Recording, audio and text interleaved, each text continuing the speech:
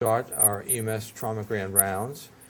Today, Charity Coe is going to be speaking to us. She's one of our trauma PAs at the trauma service here. She's been here for just under 4 years working for the trauma service.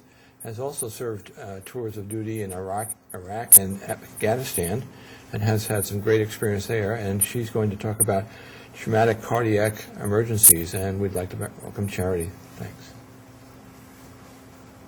Thank you, Russ. Let me just get the slides advanced here. So again, our topic today is cardiac emergencies in trauma. And kind of as an outline, we're going to briefly review pertinent anatomy. And then I have a series of case studies. The topics we'll cover with those are blunt aortic injury, cardiac contusion, indications for emergency department thoracotomy, and fatty emboli syndrome. The case studies that I have today are all actual patients. Since unfortunately I don't practice in the pre-hospital environment, a lot of their injuries talk about their hospital course, but many of the complications that they have are things that could just as easily have developed in the pre-hospital setting.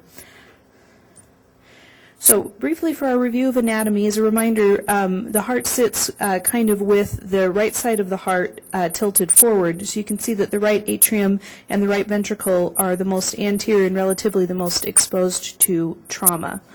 Now that's significant for a couple of reasons. It's nice that the left ventricle that does most of the work is relatively protected, but the right side, if you remember from your conduction system, houses the SA node that is our internal pacemaker, and so that being relatively more exposed to trauma can cause some problems with arrhythmias. I also wanted to put a chest x-ray up. I know you don't carry chest x-ray or x-ray equipment necessarily with you in the field, like probably not, but just as kind of a good reminder for things that we're looking at. The big thing that I want you to focus on is the aortic knob right here. And that basically is the aortic arch as it turns, and we'll see some changes with that in some later x-rays. All right, so our first case study, we had a 37-year-old female. She's status post a motor vehicle crash where she sustained multiple rib fractures, a sternal fracture, and distal fractures in all four extremities and a head injury. She was initially tachycardic in the emergency department and was then subsequently admitted to the ICU for all of her injuries. After approximately 12 hours in the ICU, her rhythm changed from a normal sinus tachycardia to the one that you see below, which is SVT. So this was kind of a big problem in an already sick trauma patient to now have her go into SVT. And so the things that you'd want to consider, again, is somebody may just as easily do that for you en route, is this her normal arrhythmia? You know, does she have a history of cardiac arrhythmia? Is this something maybe that she went into an arrhythmia and that caused her motor vehicle crash? In discussing this with her family, they said that she had no known history of cardiac arrhythmia.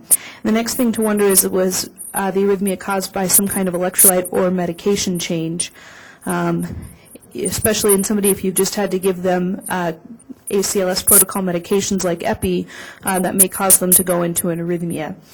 And then lastly, she suffered significant structural damage to her heart in the motor vehicle crash. Now, in her case, we got an ultrasound. We determined that her heart was normal on ultrasound. She didn't have any areas that were not moving properly. However, she did have some other findings that indicated cardiac contusion. So a little bit about cardiac contusions. Those are caused by blunt injury. They may be associated either with extreme bradycardia, your patient may be brady down to the 30s or 40s, or with some kind of tachyarrhythmia, which is what this lady presented with. If severe, they may have hypotension due to poor cardiac function, and that can occur both with the bradycardia and the tachycardia. And also even just from the mechanical damage to the heart, if the contusion is severe, the heart simply won't contract properly due to muscle damage, just like if you were to bruise a muscle in your arm or your leg, it won't work quite as well. And the patients may go in and out of a variety of arrhythmias. They're not boring patients. They like to change things up. So these are, if you suspect a cardiac contusion, these are somebody that you would want to kind of keep a closer eye on en route.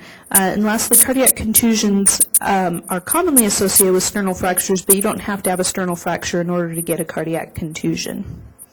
So, moving right along to case study number 2, we have an 18-year-old male who was in a motorcycle crash at an unknown speed. His best guess was about 50 miles an hour. His friends kind of saw him crash and rushed to his side. They found him unresponsive and summoned EMS to the scene and transported the patient to the nearest hospital. At that facility, his identified injuries included a liver laceration, a splenic laceration, and a blunt aortic injury with associated pseudoaneurysm. And I'll show you a picture of that in just a second.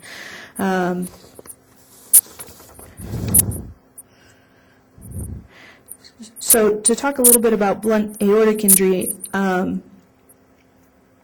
it is more common in patients that have a significant deceleration mechanism. This gentleman was going at a high rate of speed and came to a very sudden and unfortunate stop. And it often does occur without associated thoracic fractures, so your patient may not have any tenderness or crepitus anywhere in their chest, although if you suspect a first rib fracture, that's extremely concerning for aortic injury. You can see in here is kind of an artist's depiction of what a pseudoaneurysm looks like. So basically, the internal layer of the aortic wall, tears, and it creates a false track for the blood. This is especially problematic, like in this picture where it involves the aortic arch, where blood supply takes off for the brain and the upper extremities, because this can cause things like strokes or ischemic arms. And then this is the CT scan of our patient. Oh, I'm sorry. Talk about the deceleration injuries. I assume head-on is one of the prime problems. Is also being T-boned from the side also creates your tearing mechanism to your aorta? You know, I actually didn't. I didn't research specifics beyond deceleration mechanisms, but I would assume so.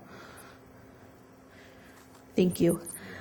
In looking at this CAT scan, you can see what this patient's injury looked like. So this is a sagittal view, or a cut as if we were to cut him down the middle and look sideways in from his armpit towards the middle of his chest.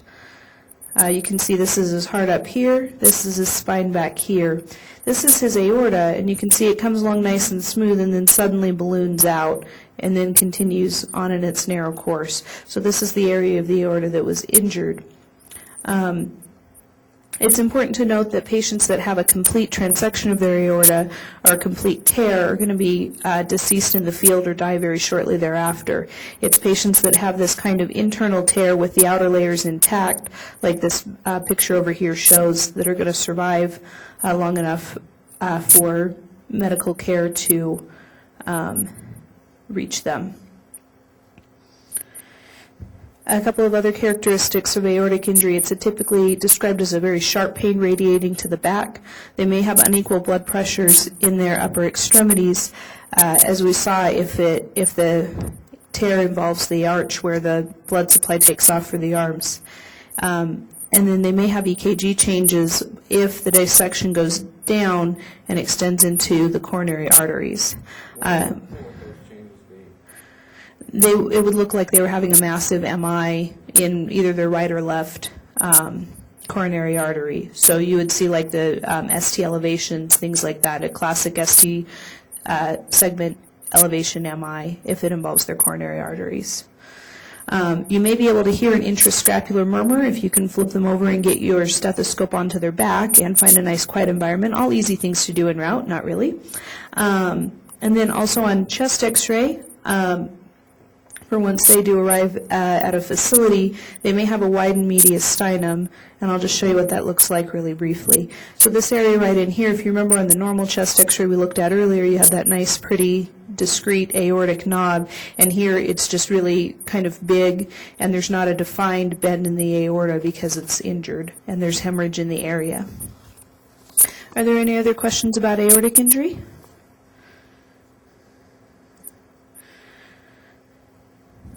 All right, so lastly, for treatment of blunt aortic injury, and it's important to note that this particular patient did not get his aortic injury fixed at the initial hospital that treated him. He actually re-entered the EMS system with this known aortic injury and then was transferred to our facility. So this is somebody, if you're doing interfacility transport, that you might end up moving. It's important to maintain their systolic blood pressures at goal. A typical goal is between 100 and 110, although, again, individual goals may be adjusted for the patient. These are patients you do want to keep calm because any agitation could raise their blood pressure. You want to control their pain, again, to avoid agitation. You may also, if you're an ALS provider, be giving them other medications for their blood pressure. It's important to control their blood pressure with beta blockers because those help reduce the stress on the aorta, as opposed to nitroglycerin or hydralazine that just dilate up the veins and don't really reduce the force of which the heart contracts. I assume that controlling the blood pressure is that we don't want to put too much pressure on the aorta and tear it more. Is that basically the premise? Yes, the premise is just to keep the pressure low so that the tear doesn't get larger or deeper.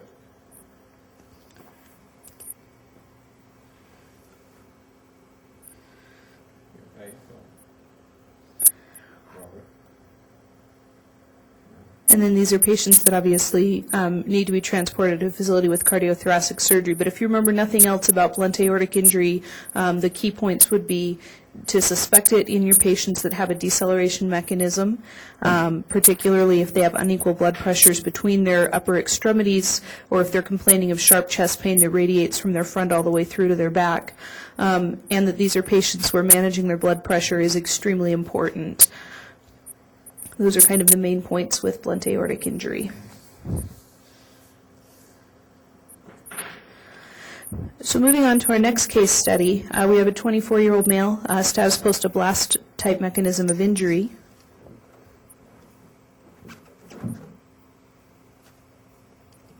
Thank you.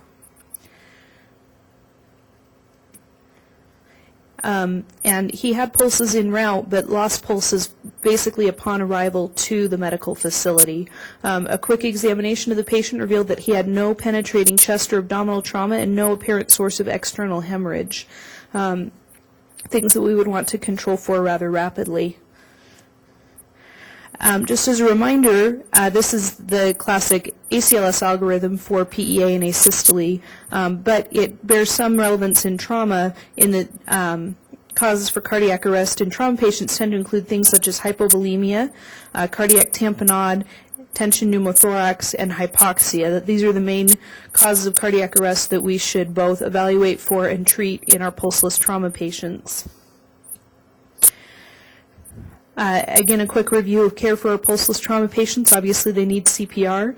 They need some kind of a secure airway. Now, that doesn't have to be an endotracheal tube. We actually got a patient fairly recently that had been intubated with a King LT tube, and we left that in place as our airway while we went ahead and managed some of his other injuries for about the first 10 or 15 minutes that he was in our emergency department, because the airway was adequate and was working just fine, whereas if he had come in without the King LT with just an NPA and bagging, we would have needed to intubate immediately. So that was extremely useful to us, even if it wasn't a full ET tube. And then the last initial step is that we need to somehow decompress the chest. We assume that blunt trauma patients that are pulseless have some kind of tension pneumothorax until proven otherwise, and we prove that with bilateral needles or chest tubes. I've got these pictures here just as a quick reminder where needle decompression needs to go. It goes in that second intercostal space right along the top of the third rib and in the mid-clavicular line, if you were to draw a line halfway through the collarbone, and then just basically come down to that first major rib space that you can feel. You want to hug the top edge of the rib because our arteries, veins, and nerves run along the bottom edge of the rib, and you can get into quite a bit of bleeding if you go along the bottom edge. And we use 14 gauge needles that are at least, 3¼ inches long, Russ? At least 3¼ inches. I've even seen some 5-inch needles, and those work just fine as well. Also, for our pulseless trauma patients, we want some form of IV or IO access, and they need to be bolused with whatever fluids you have available. If you happen to have blood as part of your protocols, that's wonderful, but if not, fluid is adequate because we're trying to correct for hypovolemia. And then we want to control potential sources of external hemorrhage. Pelvic binder if their pelvis feels unstable. If they have a major exsanguinating extremity or amputation, they may need tourniquets. So that's kind of a quick overview of the initial care for a pulseless trauma patient. Now the thing that is classically really exciting, we all like to talk about, are ED thoracotomies.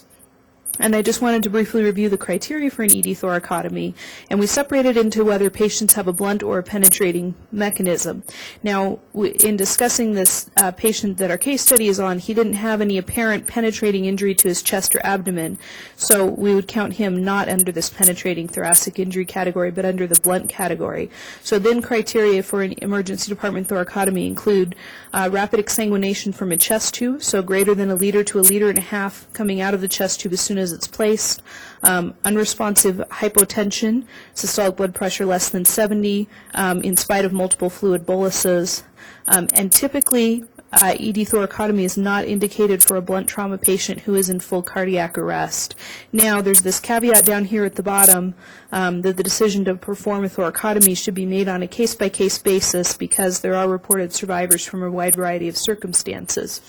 But based on these criteria, our patient in this case study, our 24-year-old male, blunt mechanism of injury, pulseless, did not meet criteria for an emergency department thoracotomy. And as kind of the rest of the story on him, he underwent approximately 12 minutes of CPR, was coded per ACLS protocol with the additional trauma measures that we discussed, the bilateral chest tubes and fluid boluses. He did recover, and last I heard, 6 months post-injury, he was walking and talking and doing all the normal things that we love to see patients do. So he was kind of the outlier. A lot of our blunt patients that are pulseless don't do so well.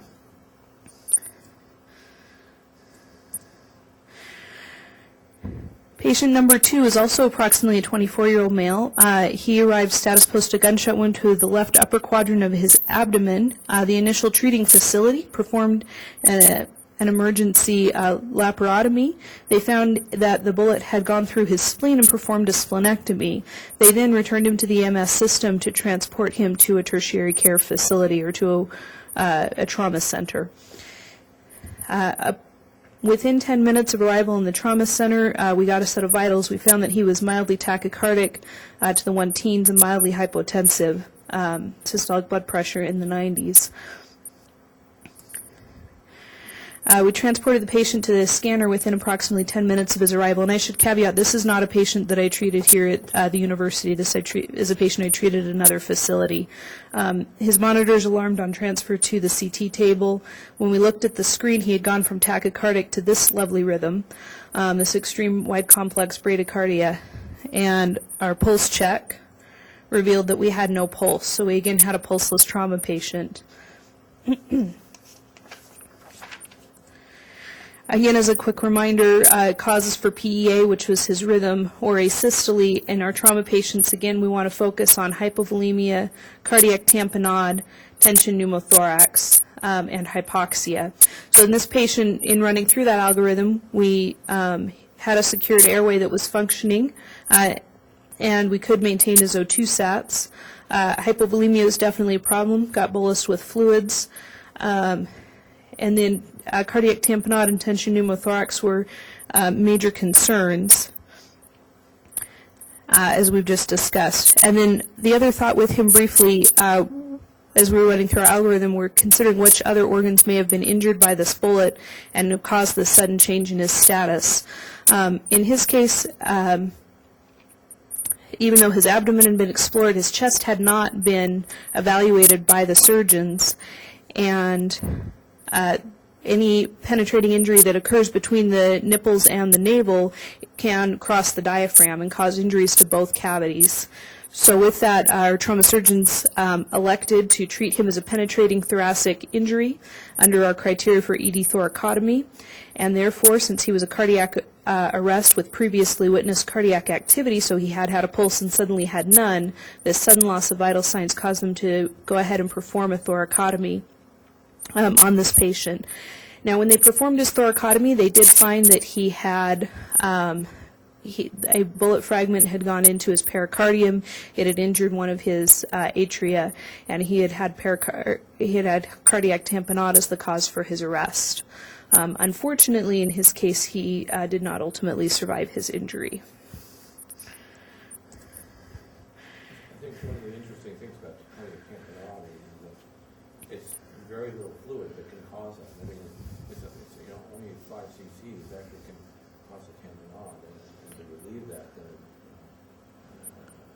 changes things. I mean, we had the one case where we had the tamponade with a knife wound in there, and they opened that up, and there was a return of pulse and pressure with that. Yeah, and that's kind of one of the good things about cardiac tamponade. The bad part is that it can come pretty much from out of nowhere, like it did with this patient. One minute we had vitals that weren't great, but they really were not that terrible, and the next minute we had no vitals, because a small amount of fluid can cause a rapid loss in vital signs. But if you can reverse it quickly, like you said, Russ, you can get a rapid return in your vital signs. Yeah, and the other thing is that, I mean, they always say, the classic sign is muffled heart tones. And, paramedics in the field with all the noise that's going around that, it's just impossible. It's as it is in the ER. It's impossible to hear. I've never heard muffled heart tones with those, at least in the ER. And then the distended neck veins that they get with that, too.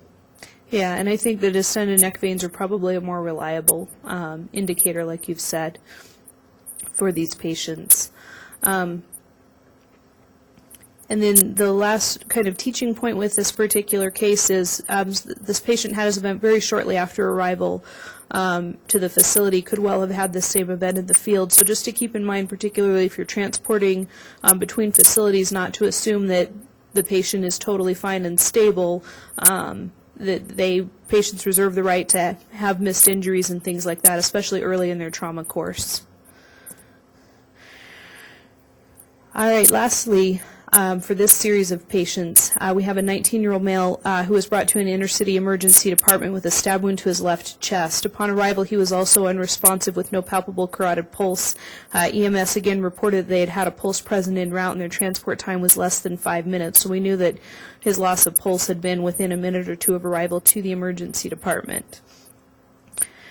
This is the kind of patient that emergency department thoracotomies were made for. Pulseless patients with penetrating trauma to the chest and less than approximately 10 minutes of downtime are the patients that tend to have the best outcomes with emergency department thoracotomies. A couple of interesting things I just wanted to point out.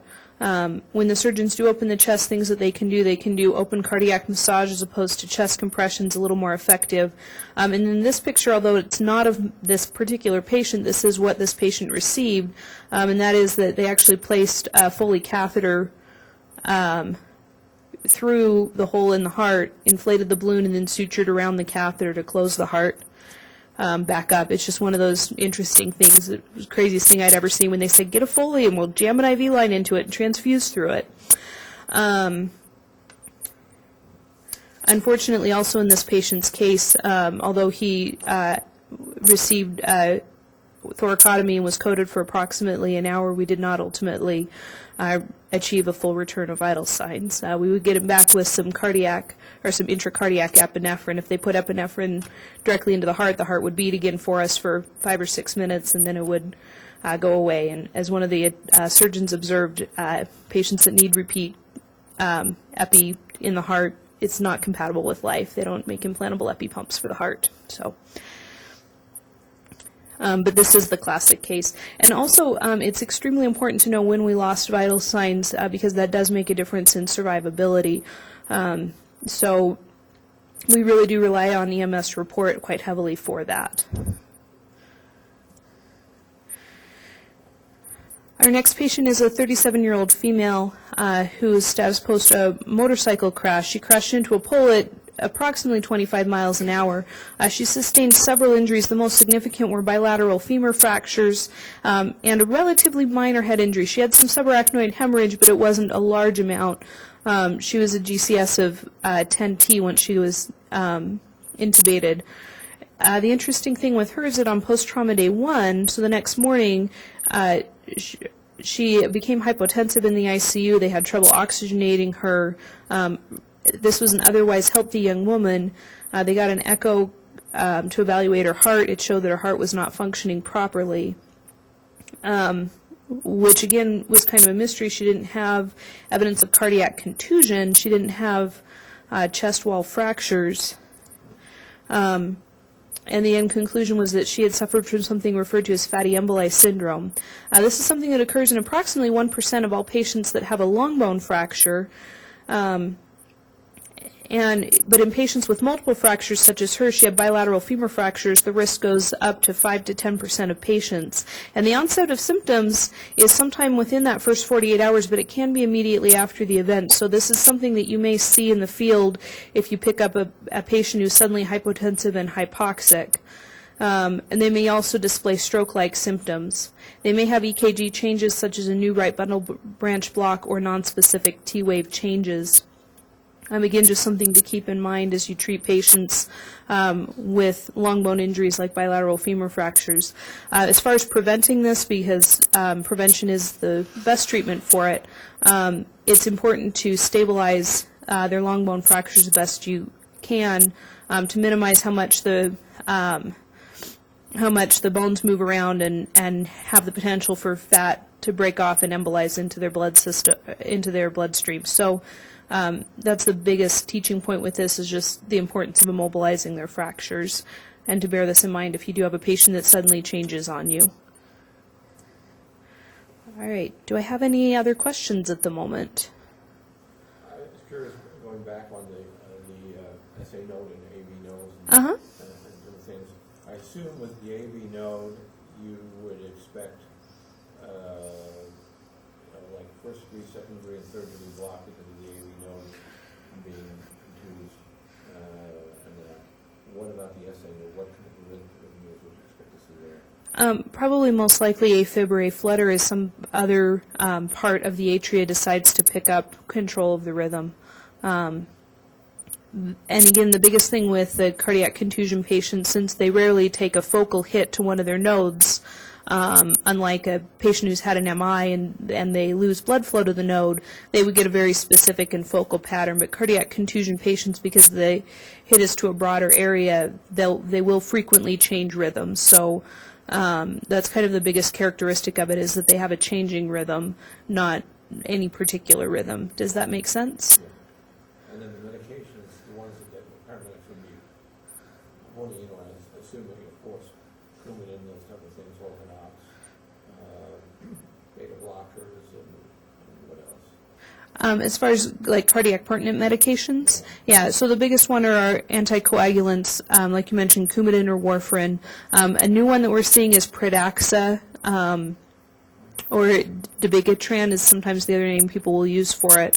And that one seems to have a lot more bleeding problems even than the Coumadin, just because we have a little bit more difficult time reversing it. But those are definitely key things, like you mentioned, Russ, for report if you have any history of that at the scene.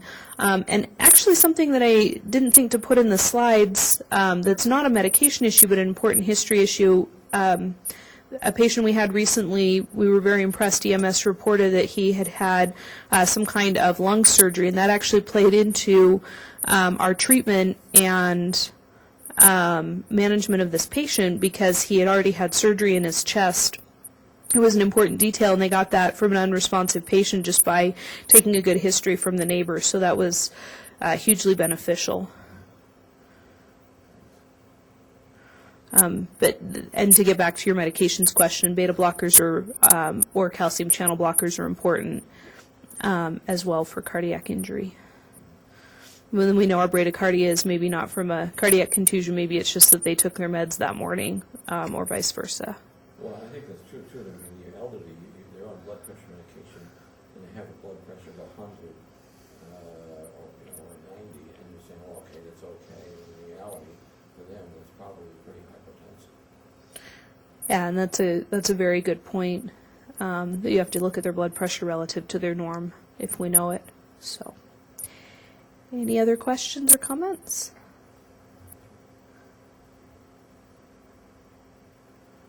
Thank you. All right.